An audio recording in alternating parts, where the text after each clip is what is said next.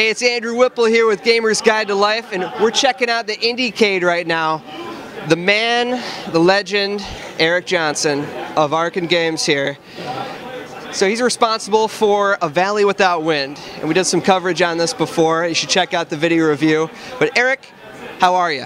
I'm doing good, man. Thank you guys for having me on. I appreciate it. Anytime, anytime. So what have people been saying about the game? We've been getting really good feedback, specifically from players.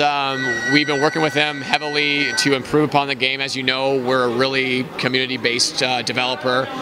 So we've gotten a lot of good feedback on it. One of the big thing we were working on right now for our big 1.1 update, which is coming out this next week, is sort of the improvement of the new players' experience. We really felt that we had that refined going into 1.0. Then we got a bunch of new players and realized we didn't. So we worked really hard to make improvements there so that those new players can just find their way into the game like our current beta players have and stuff. So that really makes it easier for them to just jump in and get into it. Yeah, which is always probably the hardest thing, is to try and introduce somebody to a game like this, because you have a learning curve, but at the same time, you got to read. I think it's in depth, and if you haven't tried it yet, you definitely should give it a go. I'd say one of the most unique things about your game is that you literally have a perpetual development cycle. Yeah. And you do not see this often. Yeah, you get DLC from other games, but for you guys, you'll have maybe 2-3 updates a week. Could you talk a little bit about that? Yeah, sure. The main purpose of this is just to kind of, at first Chris was a software, Chris Parker, our lead developer, was a software developer. So we don't see games as finished per se, that there's never actually a finish line to reach. There's just more points in the lines to hit. 1.0 was a point on a line for us, but with games, and you know this with various games that you've loved, there's always things that you're like, man, I really wish this was in it, or that it had this much more content, or X amount of content or whatever, but it can't because it's over. The developers have left the game and it can't improve anymore. Well, we hate that, and we think that's really stupid, and we think that it should be completely possible to continue making a game until its potential has really fully been tapped.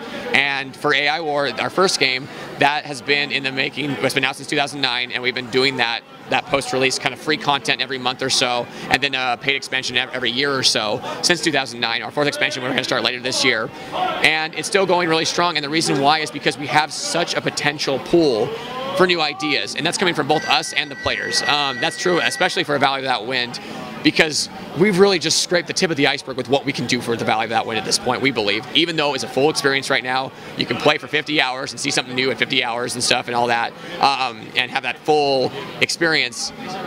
There's just so much more we can do, and we know that, and so we just don't want to quit. We don't want to quit until we get to a point where we really feel that the player community believes, and we believe, that this game has reached its full potential. And it's commendable. It really is.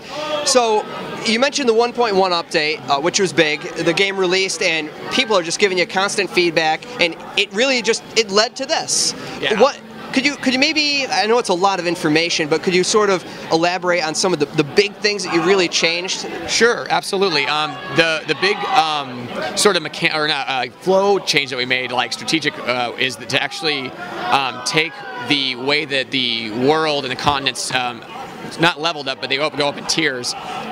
We changed that to where originally, okay, so sorry to break this down. Originally, the continents were going up in tiers by these missions that you played, and the missions were really fun, and you are required to play them to get certain craftables and certain commodities that you need to use. So basically, we were telling the players, you have to play these missions, but if you play these missions, the world's going to get harder, and that just wasn't working. So we wanted to come up with something that had a much more logical progression to it as far as the tiers going up. And what that turned out to be was making the 4 evil lieutenants that sort of guard the Overlord, who is at a tier so high that you could possibly take him on. It would just be really, really hard. The idea there is that they are the ones that dictate when you defeat them. That's when it dictates when it goes up in tier. And what that does is that evens up the flow a little bit. We found a lot of people were just waiting till the end to kill all 5 of these big bosses, and that just didn't make sense for progression. We wanted something where it was like every few hours, it was like, or every, X amount of period of time you go into it, it's like, okay, it's time to make this place to get myself this much closer to finishing my goal of reclaiming this continent, and also ramping it up a little bit, you know, on difficulty. So that was what we were going for with that big change. Everything else, content galore. I mean, new monsters. I think 50 plus new monsters, 8 new mini bosses, 1 secret mini boss, which is really cool, which I can't say anything about. There is the way they seed is different, so now you're going to have monsters really migrating to their locale, much more than you saw before and stuff, where you saw various monsters just sort of in different places. Now it's going to be much more concentrated. We did that a little bit at first, but we made it a really big focus for 1.1. Other than that, new music tracks, of course, new maps. I think there's 160 new room maps and stuff for the interiors as well. So just more. That's all we're into now. That was what we knew we were going to do when we hit 1.0 anyway. And the idea is, for the next several months, lots of free content updates, and then sometime probably early next year, we'll start on the first paid expansion and all that. So that's the goal right now, and so that's basically what 1.1 is, and what hopefully 1.2, 1.3, 1.4 in all of their various ways will be as well. Yeah, that was actually my next question, was the expansions and such, and right. Yeah, very.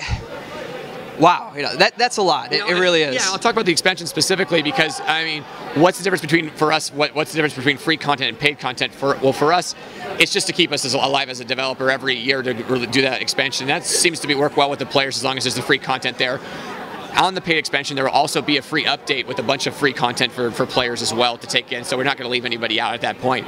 And then the big key is that expansions are where we get into the macro changes, where we can actually add a new mode or change a mode or add a new kind of gameplay element that was never there before. That's the kind of stuff we tackle in expansions. The 1.1 and stuff and those kind of things, we're making sweeping improvements and sweeping content additions, but no full-on huge additions or changes like to the mechanics itself. Expansions, that's where that occurs.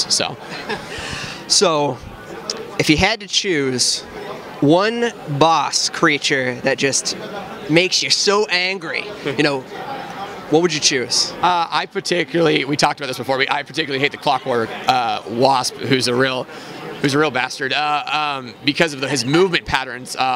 In fact, he even gives multiplayer guys a fit a little bit because of the fact that he's just sort of all over the place in the way he sort of moves around. The Shadow Bats are always tough to take on because they suck light away from their areas, so you're just essentially battling shadows with little wings popping out every once in a while. They're huge. And then some of the big mechs are really cool, the urban mech monsters and all their sort of their AI with the different shots and such really turned it into that sort of shoot 'em up genre and bullet hell genre we talked about before. That sort of streamlined into the platforming. Well, if you haven't figured it out, Valley Without Wind, a pretty deep game. Give it a try. It's available right now it's on Steam, and you can download it directly from your website. Yep, PC, Mac, and we have a demo as well on Steam and on our website that allows you to play the first continent, up to the first continent, which can be, as you know, dozens of hours of content if they'd like to play. So a hell of a demo. All right, Erik, thank you so much. Really appreciate it. Appreciate it. Thank you so much for having me on, guys. Thank you.